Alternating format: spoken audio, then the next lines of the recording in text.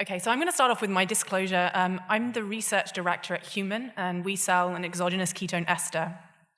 I'm not a clinician, but perhaps a bit more relevant right now is I'm an athlete, a recovering athlete. I spent 4 years of my life spending 3 hours a day sitting down, going backwards in a circle around a rowing lake in a ditch in the UK. I was a member of the British international rowing team. So a number of speakers have touched on the potential role for exogenous ketones in a variety of different applications. So I'm going to try and bring some of this all together and give you a framework so that you can really appraise how exogenous ketones can be used for health and performance, and how does this fit in with how we know that the ketogenic diet works. Now really, when we're looking at this field, the devil is in the details. There are a lot of differences between exogenous ketosis and endogenous ketosis. There are differences between different ketone compounds in terms of what they do in our physiology, but also considerations such as price and taste, all of these things that are going to affect their application as we go forwards. That's the pointer. Okay. Which one? Green button. Okay. Having two is confusing. Could I just see a show of hands who's ever tried an exogenous ketone? Loads of people. Excellent. So I'm going to define exogenous ketones for today as a substance that you consume that contains ketones that are bioidentical to the ones that our bodies produce, and after consuming them, you end up in a state of mild acute ketosis.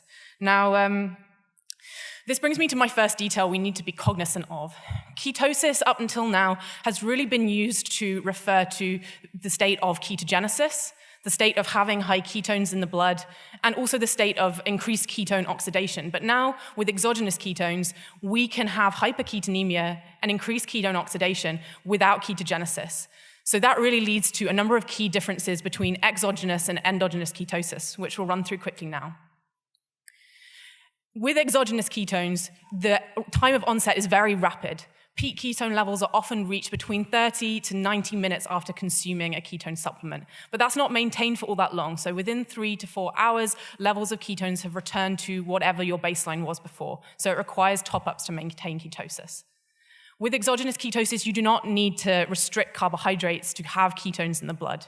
And this, as many of our speakers have alluded to, has interesting applications where in settings where levels of ketones are important and adherence can be difficult, such as in a pediatric population or an elderly population, or perhaps in certain physical situations like with the military or elite athletes where carbohydrate restriction may be less easy to implement. One key difference is lipolysis. With endogenous ketosis, you have a high rate of lipolysis, and that's what's driving ketone production. And that's why ketogenic diets are successful for weight loss. However, with exogenous ketones, they actually are anti-lipolytic because ketones antagonize the nicotinic acid receptor and thus decrease plasma-free fatty acids. So don't pay any attention to any headlines you read in trashy magazines saying that ketone drinks are the next miracle weight loss pill in a bottle. That's definitely not true. And then to speak to really what Jeff and Steve were just saying, long-term adaptations occur during endogenous ketosis that and we really don't know if any adaptations occur to exogenous ketosis. So this is at the moment our understanding of it is as a short-term strategy to provide ketones as a fuel. But to echo a theme again talked about by many of our speakers, BHB, the molecule itself, is interesting in terms of its role in not only fuel metabolism, but neuroprotection, inflammation, oxidative stress. And so there may be some overlap in the benefits between endogenous ketosis and exogenous ketosis, whilst there are clearly still settings where the state of whole body carbohydrate restriction is important, and on the flip side, settings where having both ketones and carbohydrate present in abundance is of advantage. So I'm just going to give a quick run through of the different types of exogenous ketones that are out there.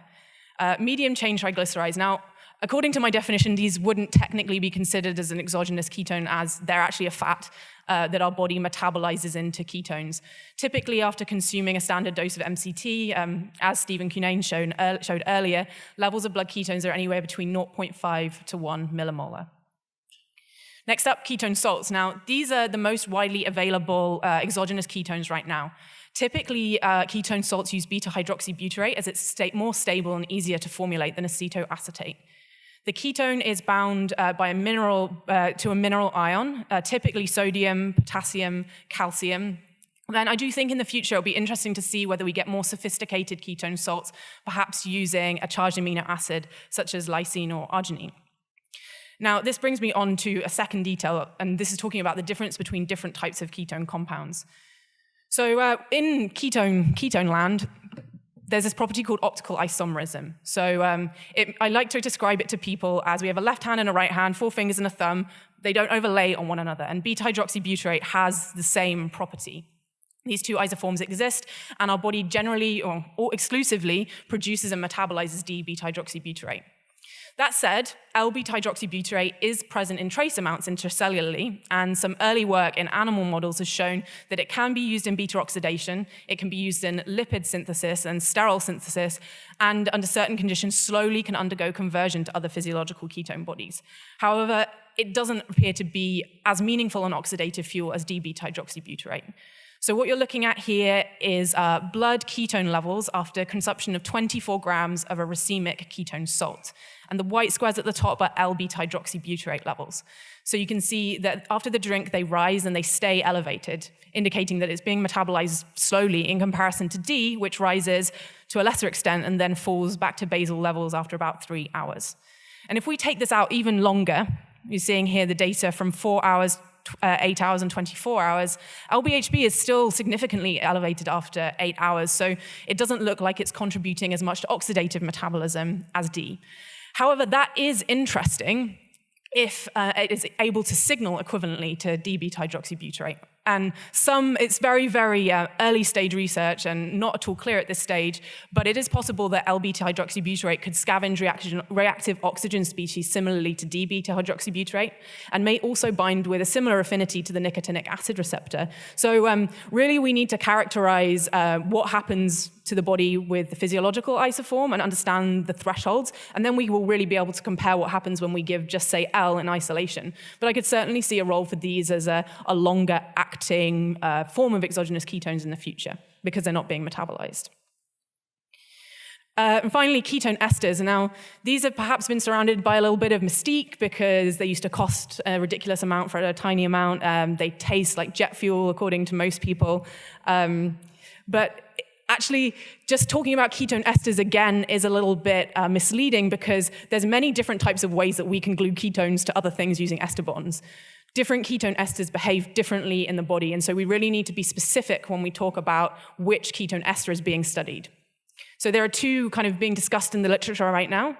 The acetoacetate diester that's being worked on by Dr. D'Agostino and Dr. Poff, as they discussed earlier, and the beta-hydroxybutyrate ketone monoester. Now, the acetoacetate diester is made up of 2 parts acetoacetate bound to 1,3-butanediol.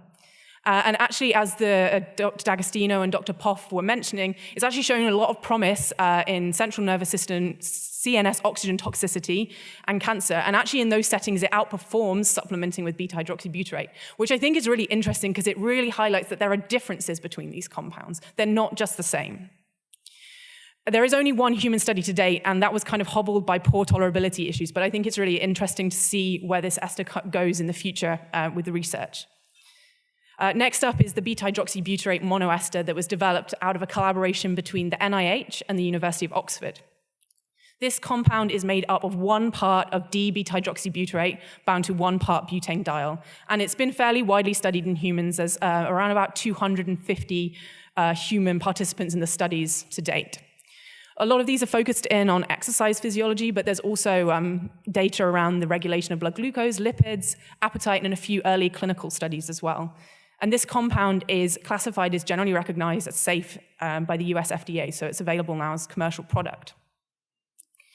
So I just want to wrap up this little section by talking about the differences we need to consider between the ketone supplements that are available, focusing in on the racemic BHB salt and the D-beta-hydroxybutyrate ketone ester.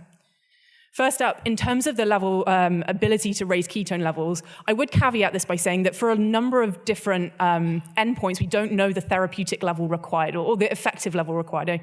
So I guess what I would say at this point is that the beta-hydroxybutyrate ketone ester allows a very flexible range of ketosis anywhere between 0.5 up to 7 millimolar, we can titrate up and down with the doses, whereas salts tend to be stuck around about 1 millimolar increase. What you're looking at here is consumption of 24 grams of beta-hydroxybutyrate as either a ketone ester or a ketone salt.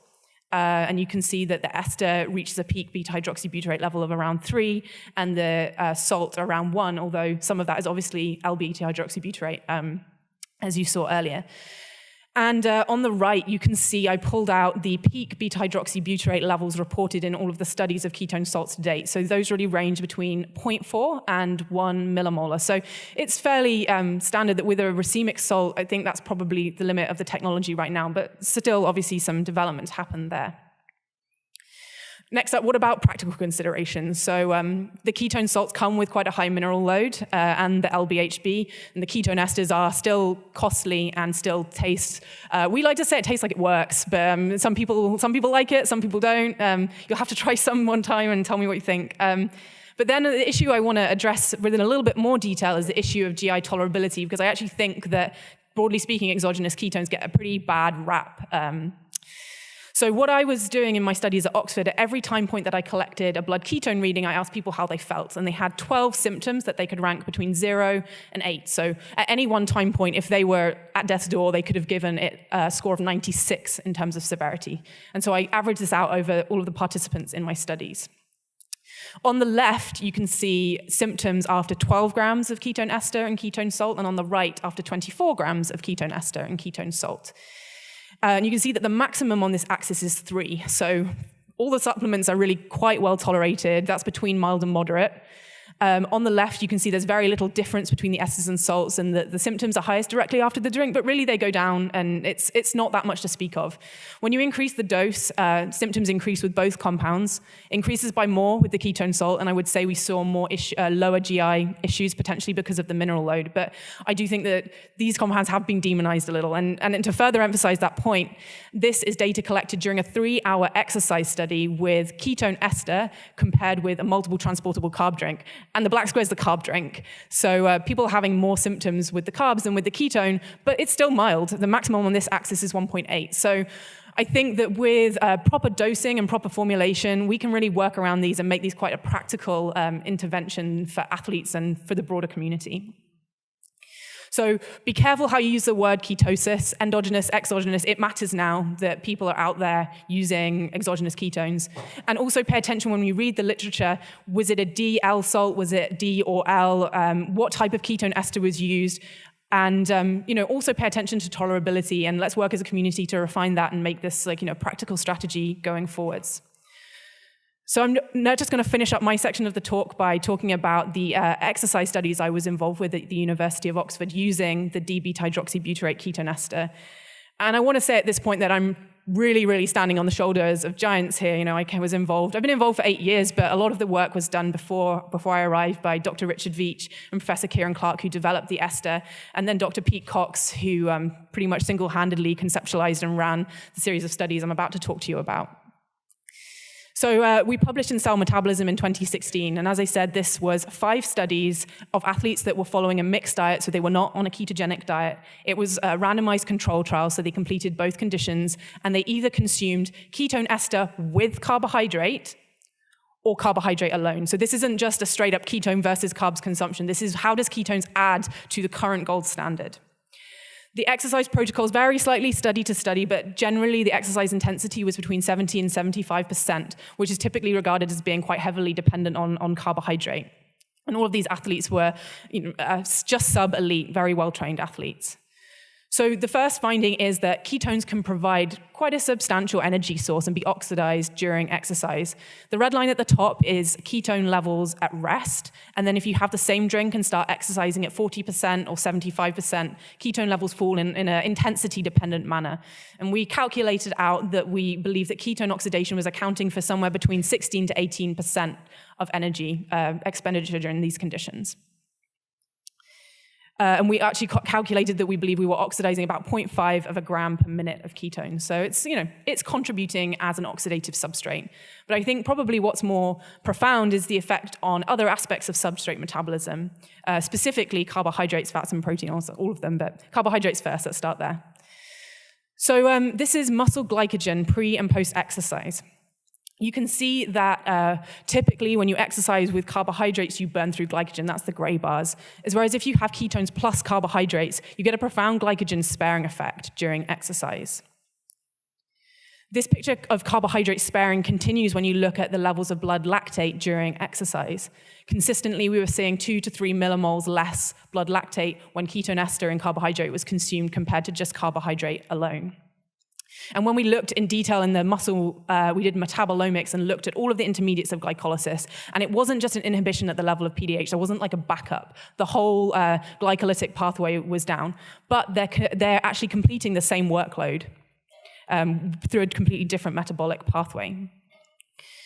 What about muscle branched-chain amino acids? Now, sometimes proteins are deaminated during exercise to provide a substrate for metabolism, and actually taking ketones before exercise attenuated this rise, suggesting that perhaps using ketones before exercise could help to spare muscle mass.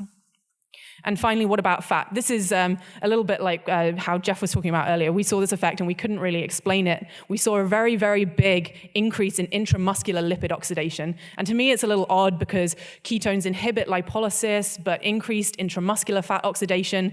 This is the graph on the left here. You can see change from baseline. So taking ketone before exercise increased the amount of intramuscular lipid you burn by about 25%. And we're not really sure why that was. Mechanism still unclear, but it's certainly interesting and potentially could have disease implications. And so, as I said up until here, this is all of the data up to this point has been showing you how we're completing the same metabolic output, the 70% max intensity cycling, with a completely different metabolic phenotype. So what happens when we take the brakes off and let these athletes go full pelt down the track? So we did a study where you did 60 minutes of pre-fatigue and then a 30-minute time trial for distance. And we saw that athletes improved by about 400 meters, 2.3%. And just to really contextualize that, I worked out that distance would be the difference between first and eighth position in the Olympic road race. The Nike 2-hour marathon project, they were 1 second a mile short of breaking 2 hours. So at elite levels of sport, this kind of thing is certainly interesting and could really move the needle.